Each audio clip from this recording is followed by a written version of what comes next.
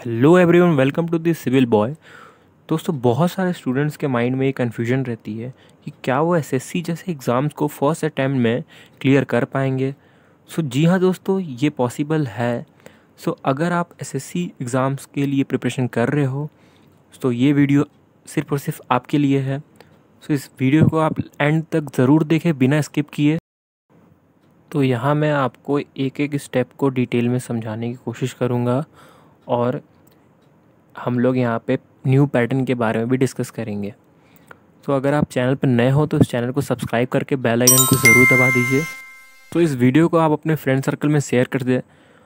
बिना किसी देरी के स्टार्ट करते हैं वीडियो को। जैसे कि आप यहाँ पर देख पा रहे हो कि जो एसएससी जेईई 2023 का जो न्यू पैटर्न आया है, जो लेटेस्ट पैटर्न है, उसमें आपको minus marking first of all देखने को मिल जा रही है, जो कि है 1/3 की। यहाँ पर हम लोग देखते हैं जो कि आपका एग्ज़ाम डेट इन्होंने डिक्लेयर कर दिया है, जो कि आपका 9th 10th एंड 11th अक्टूबर को, जो कि अप्रॉक्स डेट यहाँ पर इन्होंने बताई है हमें। ठीक है, तो अब हम अप्रोच करते हैं पेपर 1 की तरफ। पेपर 1 जो है वो आपका फुल्ली ऑब्जेक्टिव आएगा। इसमें फर्स्ट है आपका टेक्निकल।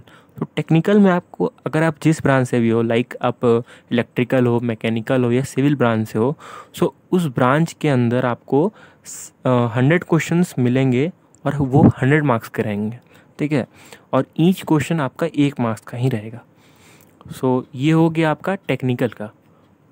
और अब हम लोग बात करते हैं नॉन टेक के बारे में। जो नॉन टेक में आपको रीजनिंग के 50 क्वेश्चन देखने को मिल जाएंगे, जो कि 50 मार्क्स के रहेंगे, और GK plus GS plus current affair, तो ये तीनों का जब हम लोग सम करेंगे तो ये 50 क्वेश्चंस रहेंगे इसके, और ये 50 मार्क्स के रहेंगे।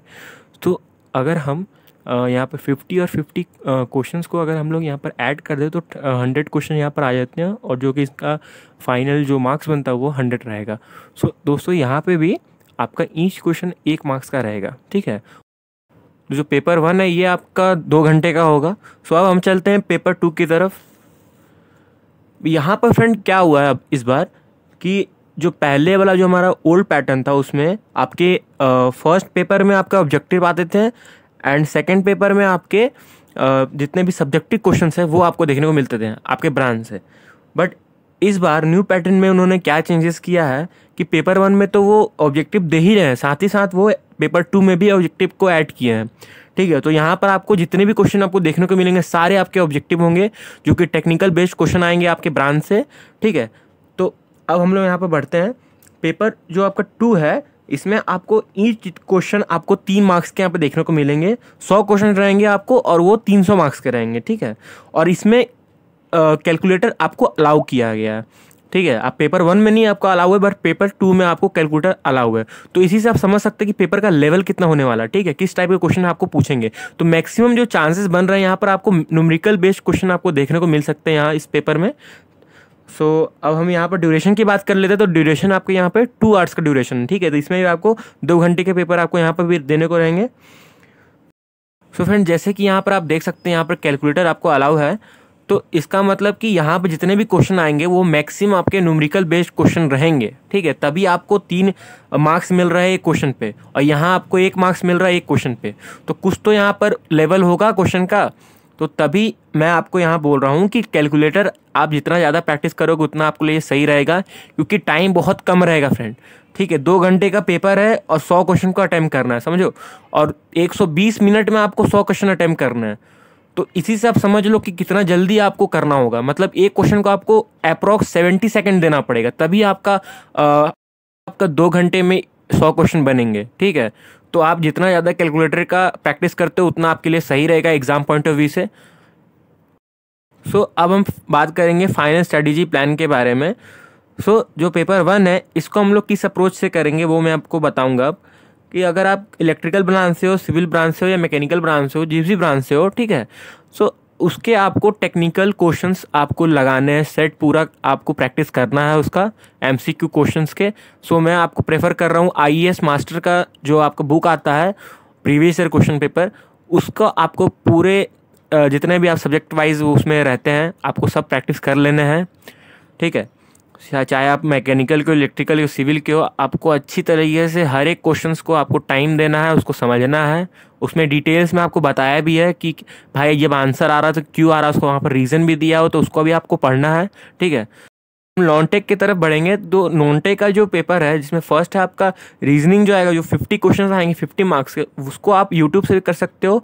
और अगर आपको बुक से पढ़ना है तो मैं के लिए बुक प्रेफर करूंगा जो कि मेड इजी का बुक रहता है, बहुत सही है। उसमें आप क्वेश्चंस आपके प्रीवियस ईयर्स के रहेंगे, 2007 से लेके 2021 तक आपको वहाँ पर प्रीवियस ईयर क्वेश्चन मिल जाएंगे, ठीक है। तो आप उसको प्रैक्टिस कर सकते हो।